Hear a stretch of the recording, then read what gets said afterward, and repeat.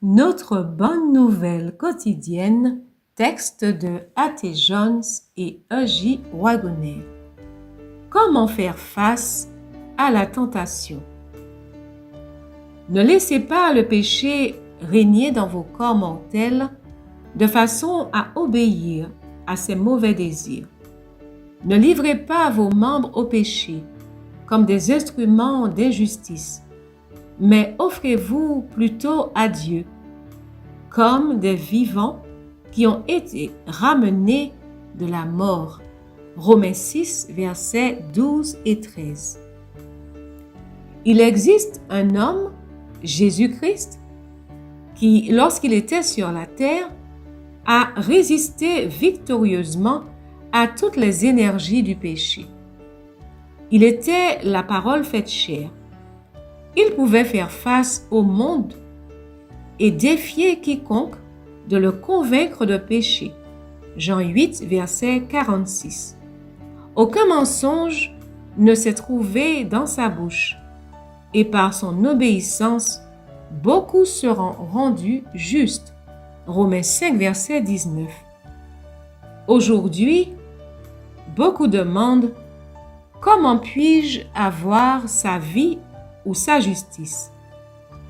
Si nous mangeons la chair du Christ et buvons son sang, nous avons la vie du Christ.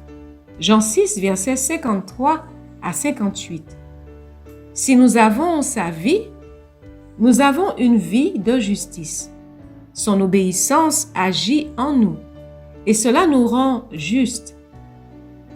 Cela ne laisse aucune place à l'idée que Christ a obéi à notre place et que nous pouvons faire ce qui nous plaît et que sa justice sera mise à notre compte exactement de la même manière.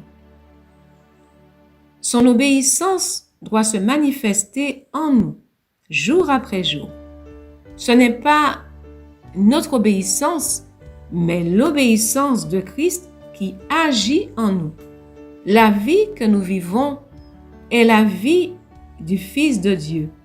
Il nous laisse bénéficier entièrement de cette obéissance parce que nous en avons manifesté le vif désir. Lorsque vous vous approchez de Dieu pour prier, ayez ces paroles de l'Écriture sur vos lèvres. Nous serons sauvés par sa vie et par l'obéissance d'un seul, beaucoup seront rendus justes. Puis, lorsque le moment de la tentation vient pour vous, le moment où habituellement vous succombez, vous pouvez dire à Satan qu'il n'a aucunement le pouvoir de vous faire céder à la tentation, car ce n'est plus vous, mais Christ qui habite en vous. Pour résister au péché, il nous faut posséder une vie différente de notre vie naturelle. Il faut que ce soit une vie que le péché n'ait jamais affectée et ne peut jamais affecter. Répétez toujours ces paroles triomphantes. Sa vie est la mienne. Je ne peux pas être fléchi par le péché.